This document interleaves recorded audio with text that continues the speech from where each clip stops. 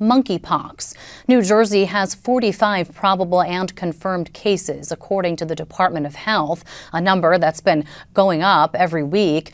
And while the virus is rare and not nearly as contagious as COVID, health experts say there's still reason for concern.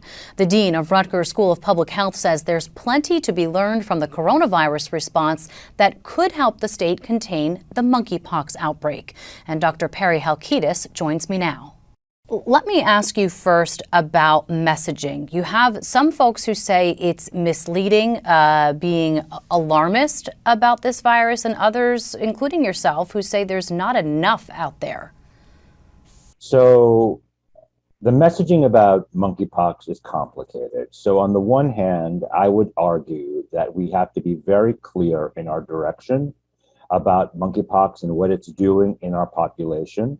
Or we will find ourselves again in a situation where the messaging was all underground and hidden at the beginning of the COVID-19 pandemic. Absolutely, this virus does not kill. The mortality rate is extremely low, but it is spreading, and it is spreading rapidly. And I think the messaging has to be clear and direct. Most Americans just want to know the information. Most New Jerseyans just want to know the information. So let's just give people the facts and not worry about how they will react. Yeah, let's give them those facts. How is it spread? A lot of the talk, of course, has been about sexual interactions, men who have sex with men in particular, but it is not limited to that, is it? So to be clear, of course, as with any virus, as with any pathogen, it can affect anybody. But as we know from 41 years of HIV, in the United States, while anybody can get HIV, primarily gay men are the ones who are acquiring HIV, some 60 to 70% of new infections every year. This disease, monkeypox, which has been endemic to the African continent for many years, is spread through skin-to-skin contact. It does not mean you have to have sexual intercourse. You can just be hugging and kissing and lying around. However, at this point in the epidemic, at this point in the transmission vector of the disease, it is primarily in the gay population. It may get to the general population, who knows? I mean, if we respond quickly enough and contain it, probably not. But right now, it's primarily gay men, and it's not about intercourse necessarily. It is about skin-to-skin contact, one might call affection, caressing. That's how it's spread.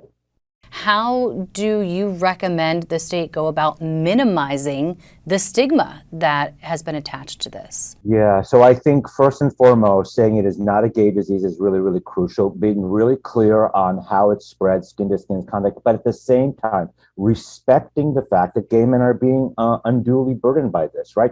Look, in the United States, in New Jersey, in the hands of the wrong people, this information is going to be misconstrued. All we can do is say this: we need to recognize that gay men are being affected. We need to get vaccines to them. And then we need to say to people, look, this is a disease that can be contained very, very easily.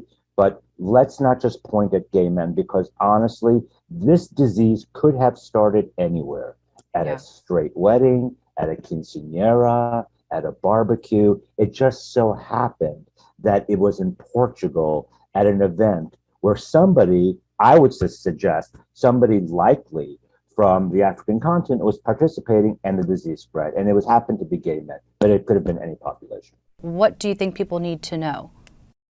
We don't have enough vaccine, first and foremost. This is the real problem, right? So there's a monkeypox vaccine, the Jynneos vaccine that the federal government has ordered supply of. There's the smallpox vaccine, which provides some effectiveness. So look, here's what my suggestion is. If you believe that you're potentially at risk, or you have engaged socially or sexually or intimately with somebody who might have been exposed, especially if you're a gay man, and especially if you were born after 1972, try to get vaccinated. Dr. Perry Halkitis, thank you. Really important information to get out there. Thank you so much. It's always my pleasure, Brianna.